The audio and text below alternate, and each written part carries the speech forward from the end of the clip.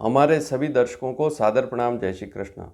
आज मैं आपको कन्या लग्न के बारे में जानकारी दूंगा। कन्या लग्न अर्थात बुध का लग्न, और आपकी कन्या लग्न की कुंडली है और सप्तम भाव में राहु है तो उसके क्या फल होंगे, इस विषय पर चर्चा करेंगे। और विवाह का योग कैसा रह सकता है, शादी कब हो सकती है, शादी की स्थिति क्या हो सकती है, विवाह बाद क्या स्थिति हो सकती है, व्यापार की क्या स्थिति हो सकती है, स्वास्थ्य की क्या स्थिति हो सकती है, इस राहु के क्या फल सप्तम भाव पर हो सकते हैं, इस विषय पर चर्चा करेंगे। सबसे बड़ी बात, राहु के फल कब मिल सकते हैं। तो कन्या लग्न की कुंडली अर्थात 6 नंबर से बनने वाली कन्या लग्न की बात हो रही है। यहाँ पर राशि नहीं देखनी है, लग्न देखना है। सबसे पहले तो आप यहाँ पर कुंडली देखें। इस कुंडली से लग्न को कैसे समझा जाता है, जैसे कि आपको यहाँ पर कुंडली दिखाई दे रही है। इस कुंडली के प्रथम भाव को ध्यान से देखें जहाँ पर लग्न लिखा हुआ है। अब जैसे आप अपनी कुंडली खोलेंगे तो वहाँ पर सबसे पहला जो चार्ट बनकर आपके सामने दिखेगा, जो सबसे पहला चार्ट आपको दिखाई देगा, वहाँ पर लग्न कुंडली या जन्म कुंडली ऐसा लिखा हुआ आपको मिलेगा। तो आपको जन्म कुंडली देखनी है, लग्न कुंडली देखनी है। जन्म कुंडली लग्न कुंडली एक बात ही है, कोई उसमें फ़र्क नहीं है। इसे D1 चार्ट भी कहते हैं। तो इस कुंडली को ध्यान से यहाँ पर इस चित्र को देखें जहाँ पर लग्न लिखा है। अगर कन्या लग्न की कुंडली है तो लग्न में 6 का अंक लिखा हुआ होगा और सप्तम भाव में 12 का अंक लिखा होगा, तभी वह कन्या लग्न की कुंडली कहलाएगी। वापस सुन ले, में यहाँ राशि की बात नहीं हो रही है, लग्न की बात हो रही है। तो आपको अपनी जन्म कुंडली खोलकर देखनी है। अब सप्तम भाव में राहु है तो इसके क्या फल हो सकते हैं, इसको जानने से पहले सबसे पहले यह समझें कि कुंडली में, ये जो कन्या लग्न की कुंडली है, इसमें जो लग्न है, हमेशा एक बात समझ कर चलें कि जो लग्न है वह हमेशा लग्न ही रहेगा। सप्तम भाव का नाम कभी नहीं बदलेगा। सप्तम भाव जहाँ पर लिखा है वह सप्तम भाव ही रहेगा। हाँ, लग्न में कोई भी अंक हो सकता है 1 से 12 के बीच में, या सप्तम भाव में 1 से 12 के बीच में कोई भी अंक हो सकता है। किसी भी भाव में कोई राशि अर्थात अंक लिखा हुआ है, उससे उस भाव का नाम नहीं होगा। जो मैंने अभी पहले जो चार्ट बताया है उसमें जो भावों के नाम लिखे हैं वही फिक्स नाम उस भाव के रहेंगे। तो कन्या लग्न की कुंडली में क्या होगा, लग्न में 6 का अंक लिखा हुआ होगा, सप्तम भाव में 12 का अंक लिखा हुआ होगा। तो ऐसी स्थिति में सबसे पहले लग्न का स्वामी कौन सा ग्रह होगा, इसको जानना पड़ेगा। तो लग्न का स्वामी ऐसी स्थिति में बुध ग्रह होगा।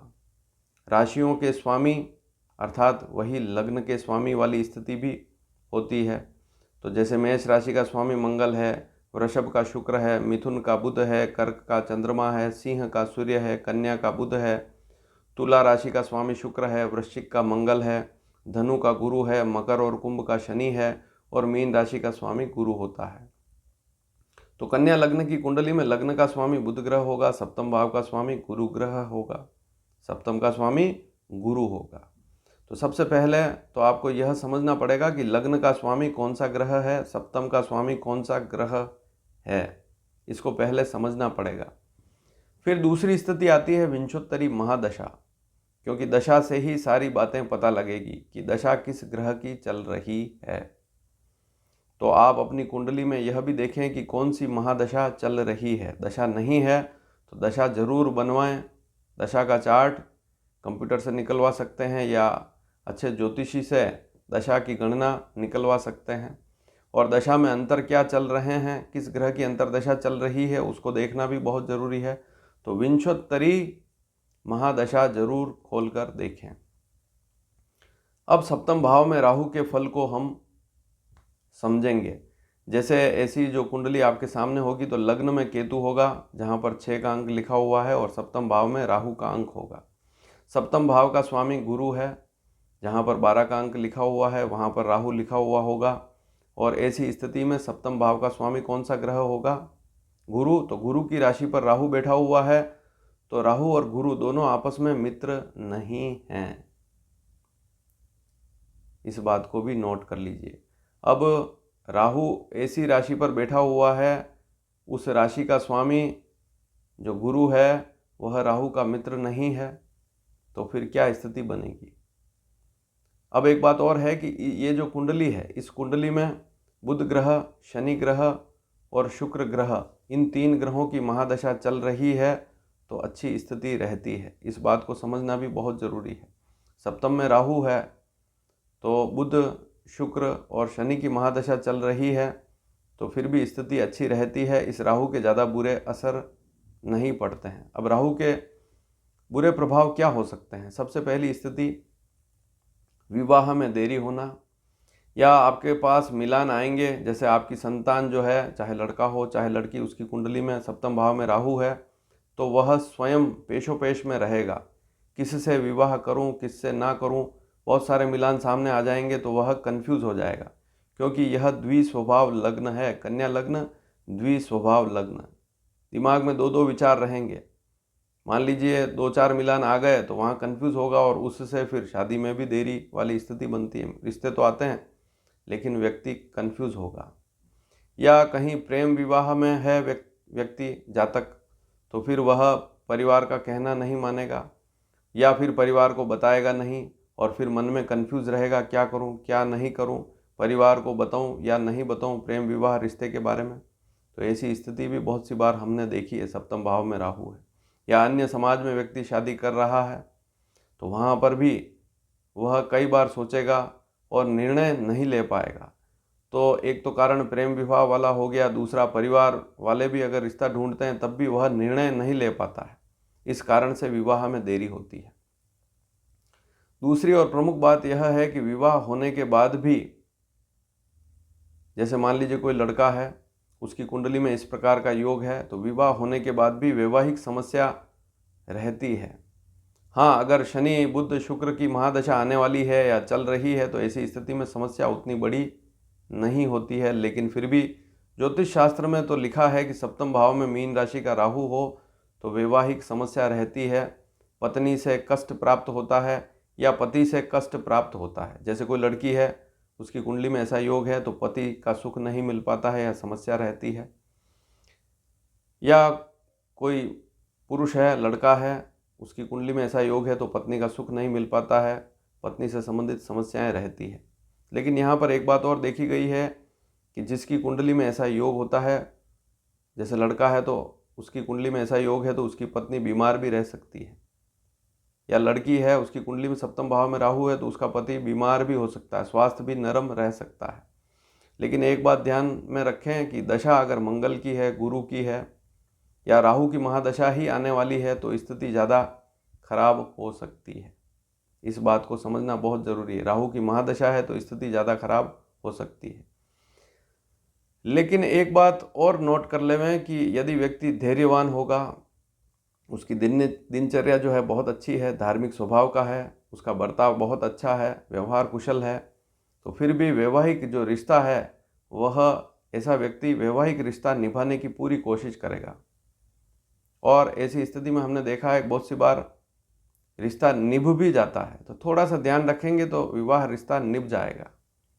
और यदि कुंडली में गुरु की स्थिति बहुत खराब है, बुध की स्थिति बहुत खराब है, तो फिर तलाक वाली स्थिति बनती ही है, क्योंकि लग्न का स्वामी बुध ग्रह और सप्तम का स्वामी गुरु ग्रह दोनों अगर कहीं पीड़ित हैं, अस्त हैं, कमज़ोर स्थिति में हैं, नीच राशि पर हैं, शत्रु राशि पर हैं, तो वैवाहिक स्थिति खराब होने के योग बनते हैं। अब यदि ऐसा व्यक्ति, राहु की महादशा है, मंगल की महादशा है, सूर्य की है, चंद्रमा की महादशा है, और अगर कोई प्रोफेशनल काम करते हैं, जैसे सीए है, डॉक्टर है, या खुद का कोई प्रोफेशनल काम है जिसमें ज़्यादा इन्वेस्टमेंट नहीं करना है और केवल लोगों को राय देते हैं, अपनी वाणी से इनकम लेते हैं, जैसे ज्योतिषी भी हैं, विशेषकर डॉक्टर हैं कन्या लग्न में, या कोई सलाहकार है, अकाउंटेंट है, कॉमर्शियल एक्टिविटी करने वाले हैं, तो बहुत अच्छी स्थिति रहती है, इनकम अच्छी मिलती है। लेकिन अगर सूर्य, चंद्र, मंगल, राहु ऐसी दशा है, गुरु की दशा है, तो वहाँ आर्थिक स्थिति सामान्य रहती है। लेकिन शनि, बुध, शुक्र आदि दशाएं हैं तो स्थिति ज़्यादा प्रगाढ़ मजबूत हो जाती है, आर्थिक स्थिति काफ़ी अच्छी रहती है। बैंक में मैनेजर है, अच्छी नौकरी में है, तो बहुत अच्छी स्थिति रहती है यदि बुध शुक्र शनि की महादशा है तब। और यदि व्यापार कर रहे हैं, शुरू से ही व्यापारी हैं, तो फिर यह देखें कि कहीं मंगल की दशा है, गुरु की दशा है, तो ऐसी स्थिति में समस्या रहती है, व्यापार में उतार चढ़ाव वाली स्थिति रहती है। बहुत ज़्यादा परिश्रम करने के बाद ही व्यापार में सफलता मिलती है। अब यहाँ एक स्थिति और है कि शरीर की क्या स्थिति रहेगी, व्यक्ति के स्वयं के स्वास्थ्य की। तो यूरिनरी कोई समस्या है, पेट से संबंधित समस्या है, वजन बढ़ रहा है, तो विशेष ध्यान देवें। खान पान सही नहीं है, बाजार का भोजन करते हैं, तो यहाँ पर ऐसे व्यक्ति को ध्यान देना पड़ेगा। पथरी की शिकायत है, किडनी में कोई समस्या है, तब भी ऐसे जातक को ध्यान देना चाहिए। महिलाएं हैं तो उनको कोई गायनिक समस्या है, संतान होते समय बहनों को विशेष ध्यान देना पड़ेगा। जिनकी कुंडली में सप्तम भाव में राहु है, मान लीजिए कुंडली का 5वां भाव भी कमजोर स्थिति में है, तो समस्या ज़्यादा रहती है। और राहु की महादशा है, गुरु की महादशा है, मंगल की महादशा, तो फिर वहाँ समस्या ज़्यादा रह सकती है। विशेषकर राहु की महादशा आने वाली है, तो सावधानी जरूर रखें, स्वास्थ्य पर ध्यान देवें। बुध शुक्र शनि इनमें से कोई दशा चल रही है तो स्थिति उतनी खराब नहीं होती है, इस विषय को भी समझना बहुत ज़रूरी है। तो छोटी छोटी बातें हैं, इन पर आपने ध्यान दिया है और समय रहते ही कोशिश करेंगे तो विवाह का रिश्ता भी पक्का होगा। लेकिन द्विस्वभाव लग्न है, व्यक्ति के मन में दो दो विचार बनेंगे। ऐसी स्थिति में वह पेशोपेश में रहेगा, क्या करूं क्या नहीं करूं, विवाह करूं या ना करूं। तो इस विषय पर ध्यान जरूर देवें। रिश्ते आ रहे हैं, अच्छा रिश्ता है, ध्यान देंगे तो रिश्ता पक्का जरूर हो जाएगा, इस बात पर गौर करें। और यह वीडियो आपको कैसा लगा, पसंद आया हो तो शेयर भी जरूर करें। धन्यवाद। जय श्री कृष्ण।